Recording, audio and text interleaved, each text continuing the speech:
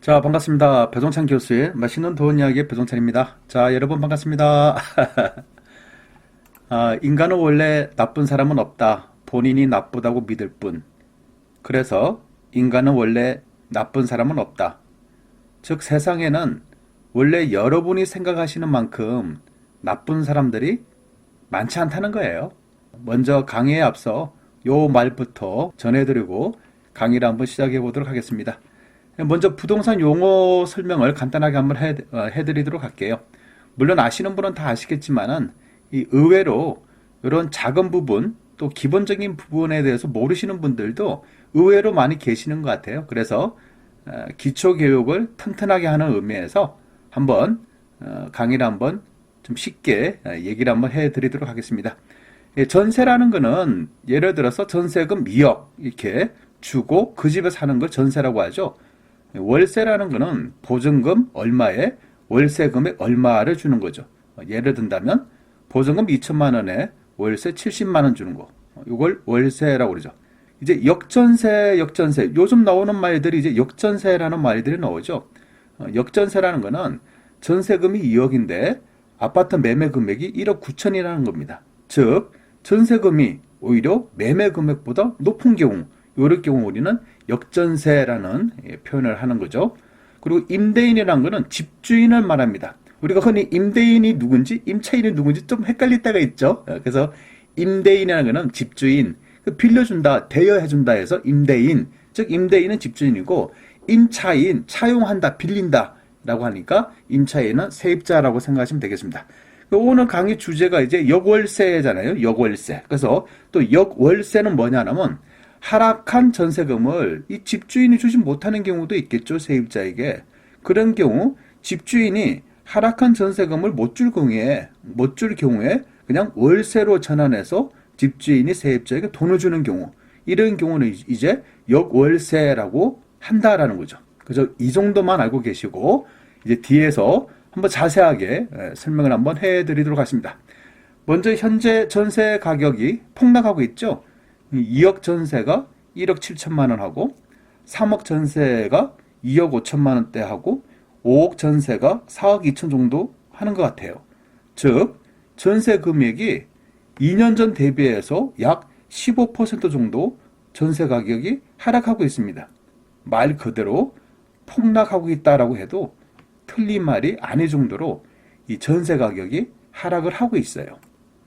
그러면 이렇게 전세 가격이 하락하고 있을 때 이제 전세 만기가 도래가 된, 즉 뭐 한 두 달, 석 달, 넉 달 남은 사람들, 그 세입자 입장이 있겠죠. 그래서 세입자 입장을 또 생각해 보면 이제 겉의 마음은 전세 가격이 하락하니까 일단 기뻐요. 왜? 전세 가격이 하락하니까. 내 집 전세 가격이 하락하고 아파트 가격이 하락하니까.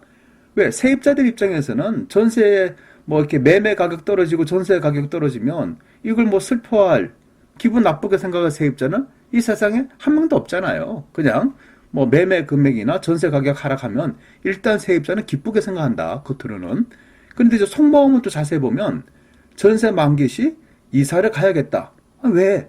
좀 더 저렴한, 전세 금액 2억에서 내가 살고 있는데 한 3천만 원 더 낮춰가지고 1억 7천짜리로 가겠다는 거였잖아요. 속마음은 전세 만기가 되면 이사를 가야겠다. 그런데 또 속마음을 또 자세히 보면 혹시 내 전세금을 못 돌려받는 거 아니야? 라는 불안한 마음도 어느 정도 세입자에게는 있다라고 볼 수가 있겠죠.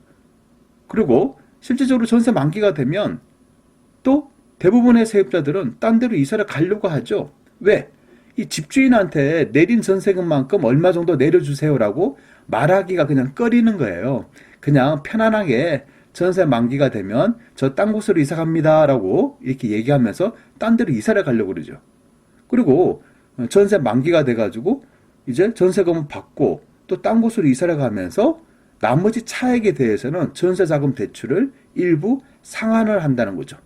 전세자금 대출을 일부 상환하니까 자연스럽게 전세자금 대출에 대한 이자가 감소한다라고 볼 수가 있겠죠. 이제 세입자들이 이제 현실적인 문제입니다. 만약에 딴 곳으로 그 몇천만 원 때문에 만약에 딴 곳으로 이사를 간다면 애들 학교는 어떻게 하지? 또 애들 친구들은 어떻게 하지? 또 이웃은 어떻게 하지? 쉽게 말해서 애들이 됐든 어른이 됐든 부모가 됐든 이사 가고 싶은 마음이 별로 없어요.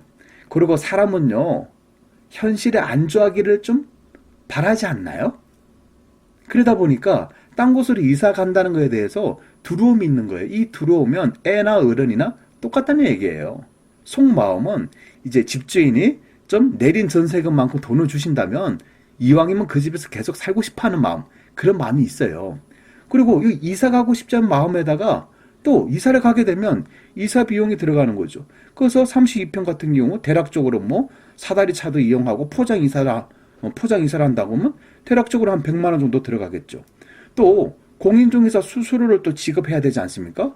이 수수료도 전세금이 뭐 3억 4억이면 이 수수료만 해도 거의 100만 원 돈이 왔다 갔다 하잖아요. 또 세입자가 들어가는 집에 약간 손이라도 또 봐야 된다면, 즉 도배라도 해야 된다면, 거기다가 또 이사가 하게 되면 우리 이삿짐을 옮기다 보면 또 들어가야 되지 않을 비용들이 또 의외로 들어가지 않습니까? 뭐 간단하게 수리를 해야 된다. 또 수리비가 좀 들어가고, 또 이사 가다 보면 뭐를 바꾸고 싶고, TV를 바꾸고 싶고, 뭐 냉장고를 바꾸고 싶고, 책꽂이를 바꾸고 싶고, 그렇지 않아요? 그러다 보니까 또 필요 없는 소비를 또 할 수밖에 없죠. 그래서 세입자 입장에서도 전세기가 만기가 돼서 내린 전세금은 좋은데 딴 데로 이사를 가면 오히려 이 수백만 원이 깨진다는 얘기예요.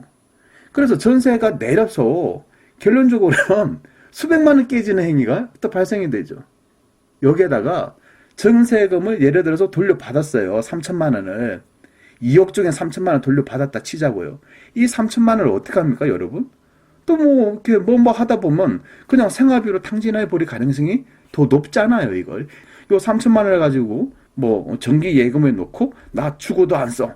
나 하나도 안 쓸 거야. 이렇게 생각을 하시겠지만은 막상 이 돈이 생기면 또 쓸 데가 또 발생이 되지 않습니까?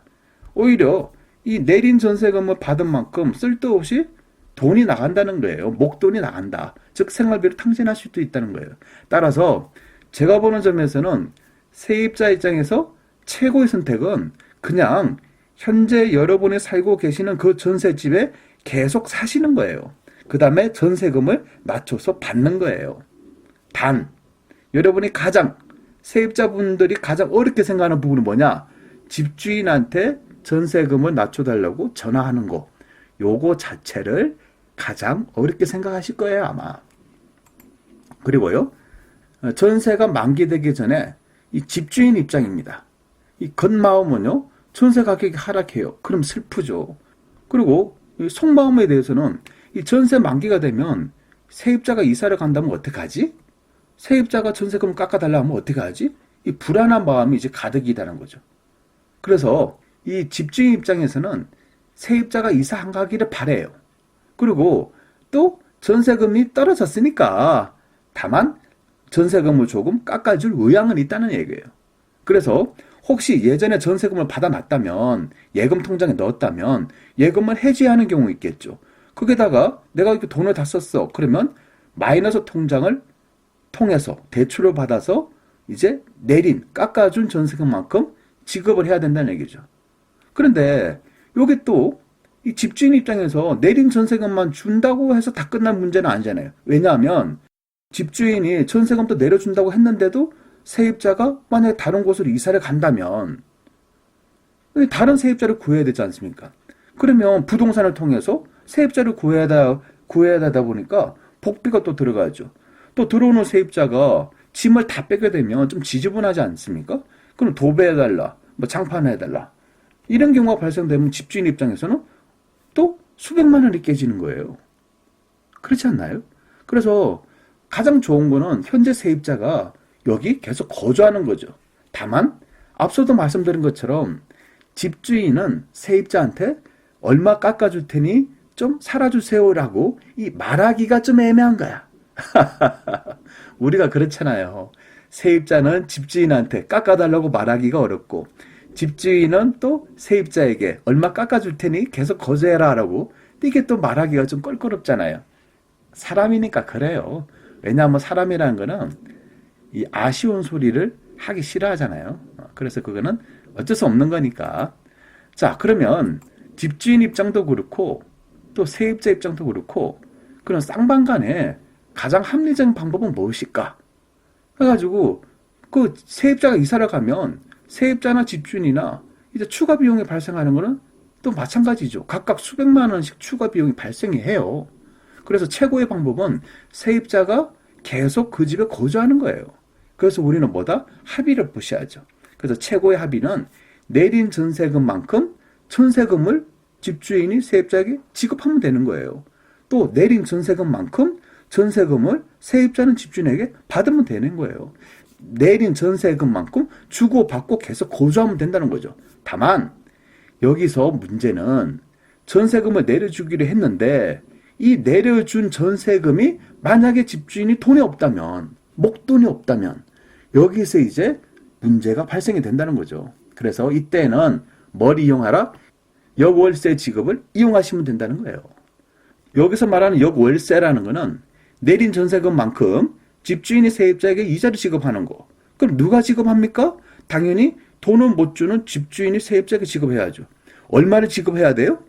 내려져야 하는 전세금만큼. 즉 3천만 원 갖고 든다면 3천만 원에 해당되는 금액만큼. 그러면 얼마를 지급해야 돼요? 법적 지급액은 얼마예요?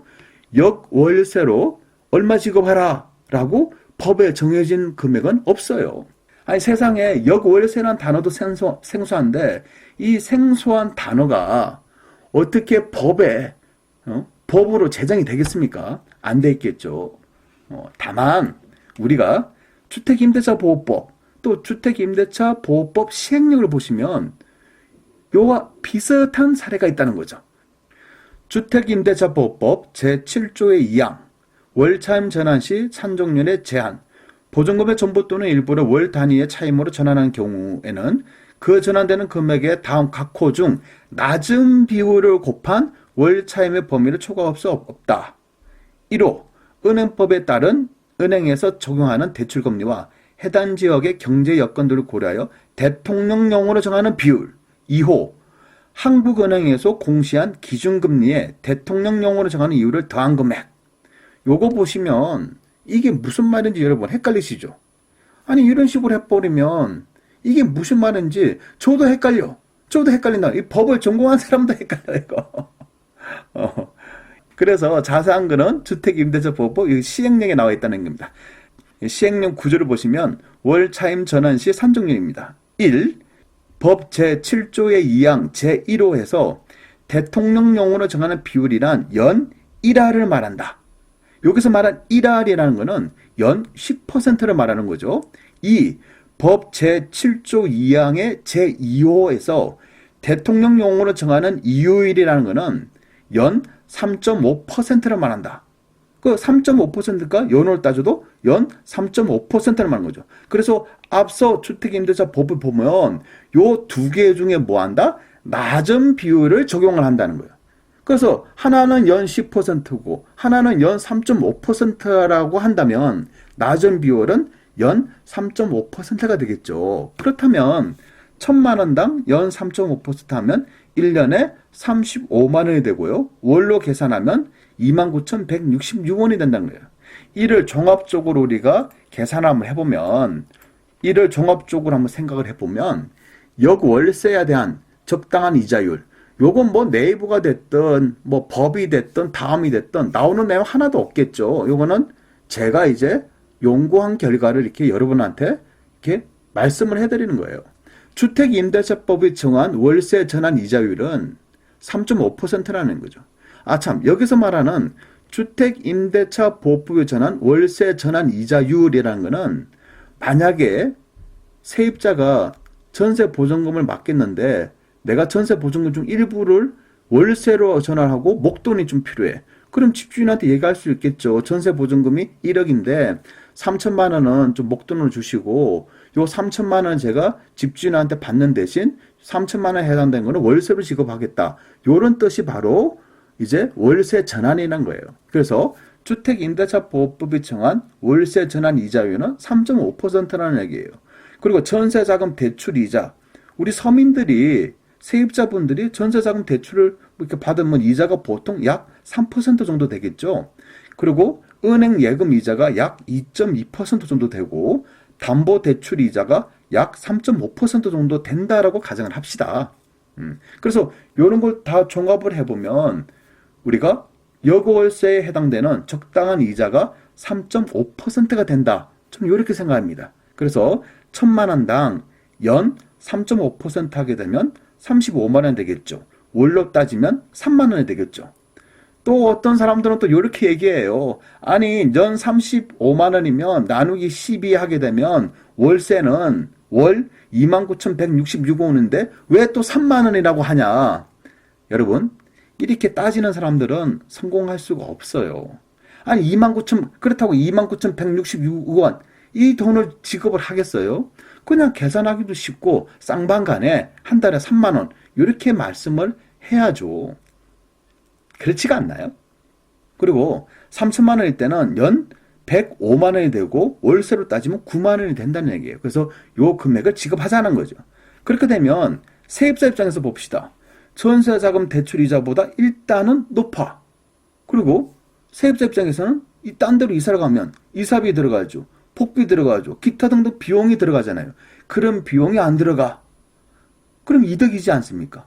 그리고 집주인 입장에서 한번 생각해 보죠. 집주인 입장에서는 이 담보대출 이자처럼 다소 저렴한 그런 비용이라는 거죠. 거기다가 복비가 안 들어가죠. 도배장판 비용이 안 들어간다는 얘기입니다. 어때요, 여러분? 이 정도로 하면 여고월세 이자 금액 3.5%로 하면 모든 게 좀 해결되지 않겠어요? 이렇게 하시면 여러분이 된다는 얘기예요. 이제 이렇게 한번 해보세요. 아시겠죠? 그런데요, 또 누군가가 이렇게 질문을 한다는 얘기죠. 그런데 교수님, 세입자에게 말을 못하겠습니다. 에? 아니, 세입자에게 말을 못한다고? 교수님, 어떻게 말해야 될까요? 전화로 얘기해야 되나요? 내용 증명을 보낼까요? 문자로 보낼까요? 어떻게 하면 좋아요? 좋습니다. 모르시겠죠. 이 정도 선에서 얘기를 해드리면 이제 알아들으시는 분도 계시고 또 실제 행하시는 분도 계시겠지만은 이렇게까지 이론적으로 말씀을 해드려도 이제 실제적으로 이렇게 행할 수 없는 분들도 계실 수 있겠죠. 왜? 많이 모르시니까. 그래서 그런 부분까지 또 설명을 한번 해드리려고 합니다. 일단 여러분 전화를 하시기 전에요. 일단 문자부터 하셔야죠. 그리고요, 뭐 내용 증명 이렇게 말씀하시는데 내용 증명은 가급적이면 보내지 마세요. 이 내용 증명이라는 거는 소송 들어가기 전에 전초전이지 않습니까? 아니, 대한민국에서 내용 증명이 왔어. 이 내용 증명을 받고 기분 좋은 사람이 세상에 어디 있겠어요? 아니, 소송하자고 내용 증명을 보내는데 이거 받고 기분 좋은 사람은 어디 있겠냐고요, 세상에. 물론 기분 좋아하는 사람도 있을 수 있겠죠. 좀 정신이 약간 이상하신 분, 누군가에게 편지가 왔어 라고 이렇게 생각하시는 분도 계실 수 있는데 그거는 결코 좋은 게 아니잖아요. 그래서 내용 증명은 이거는 받는 사람 치고 기분 좋은 사람 하나도 없어요. 또 보내는 여러분도 기분이 찝찝하잖아요. 그래서 사람과 사람 관계에서 내용 증명은 이제 잊어버리세요. 단 우리가 정당한 권리를 요구할 때 또 법적 절차까지 가야 되겠다. 그런 단계에서는 내용 증명을 보내셔야죠. 하지만 전세금 얼마로 좀 깎아달라. 내린 전세금을 이렇게 돈을 줄 수가 없어서 이걸 월세로 드리겠다. 이렇게 말을 하는 입장에서 무슨 내용 증명을 띄우고 그래요? 그랬다가 당장 이사 가버리죠. 그렇지 않나요? 따라서 사람과 사람 관계에서는 웬만해서는 그냥 좋은 게 좋은 거다. 좋게 해결하려고 하세요. 그래야지 여러분한테 돈이 오고 복이 와요. 아까 말씀드린 거 있잖아요.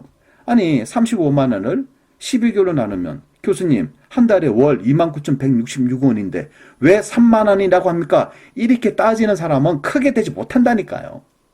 크게 될 수가 없어요. 이렇게 꼼꼼하게 따지고 또 따지는 사람은 언젠가는 그렇게 따짐으로써 이득을 봤다면 더 심하게 따지는 사람은 만나게 될 거예요. 크게 보고 크게 생각해야죠. 따라서 그냥 편하게 문자를 보내세요. 막상 또 전화하려고 하면 또 전화하기가 좀 껄끄럽잖아요. 사실 그래요. 껄끄럽죠, 그거. 따라서 문자를 보내시면 되겠어요. 그래서 문자는 이렇게 보내세요. 제가 오늘은 착실하게 또 성실하게 이왕 여러분에게 역월세에 대해서 알려드리는 거 이왕이면 좀 더 자세하게 이렇게 문자까지 보내라 라고 요 단계까지 제가 오늘은 설명을 한번 해드리죠. 요렇게 문자를 보내세요. 안녕하세요. 저는 집주인인데요. 그동안 잘 계셨죠? 다름이 아니라 요번 전세 만기가 2달 내지 석 달, 뭐 넉 달이 남았는데요. 요즘 전세금이 많이 내려져서 요번에 전세금을 3천만 원 정도 내려드릴 생각입니다. 다른 곳으로 이사 가시면 이사비, 복비 등등 비용이 많이 들어가니까 내린 전세금을 받으시고 우리 집에서 계속 살아주시면 감사하겠습니다. 아니면 역월세를 받고 싶으시다면 연 3.5%로 하여 매달 3천만 원에 해당되는 이자 9만 원을 드리도록 하겠습니다. 아무쪼록 서로가 서로에게 잘 되었으면 좋겠습니다. 이렇게 문자를 보내시면 되겠어요. 어때요, 여러분? 이제는 됐나요? 됐죠? 그런데 또 질문합니다. 어떤 분이 질문하냐? 많이 하시는 분들이 또 질문하겠죠. 교수님, 계약서는 어떻게 작성하나요? 좋아요. 계약서, 물론 뭐, 새로 작성하셔야 되겠죠. 그래서 전세 금액은 동일하잖아요. 그래서 기간만, 뭐 2년 계약이면 2년 더 연장하시면 되고, 다만 이제 특약사항 칸에 역월세 금액 해서 이자 얼마를 지급 날짜는 언제로 해서 또 입금 계좌는 해서 요 날짜로 입금을 한다. 요런 특약사항 문구를 넣어주시면 되겠죠. 자, 요 정도까지 하시면 여러분한테 많은 지식과 지혜가 아마 전파가 되었다라고 생각하고요. 근데 이게 사람과 사람 관계에서 이렇게 말을 한다는 게 좀 껄끄럽죠. 물론 저도 그래요. 저도 모르는 사람하고 이렇게 얘기하고 또 통화해야 된다는 거 저도 좀 껄끄럽고 힘들어요. 그리고 또 이 세입자한테 그리고 집주인한테 내가 또 아쉬운 소리를 한다는 거 이거 자체가 좀 껄끄럽죠. 그리고 또 왠지 모르게 세입자가 무서워 보일 때도 있고 또 집주인이 또 무서워 보일 때도 있어요. 그게 심리가 묘하다니까요. 하지만 여러분 겁먹지 마세요. 겁먹을 필요가 전혀 없다는 얘기예요. 세입자가 원래 나쁜 사람은 없다. 집주인이 나쁘다고 믿을 뿐이다. 세입자는 원래 좋은 사람일 뿐이었다. 집주인이 원래 나쁜 사람은 없다. 세입자가 나쁘다고 믿을 뿐이었다. 집주인은 원래 좋은 사람이었다. 이제 왜 맨 앞에 화면에 인간이 원래 나쁜 사람이 없다 라는 말을 했는지 이제는 여러분 아시겠죠? 사람이 사람을 위하고 부동산이 사람을 위하는 방송 이상까지 배종찬 교수의 맛있는 도원 이야기였습니다. 감사합니다.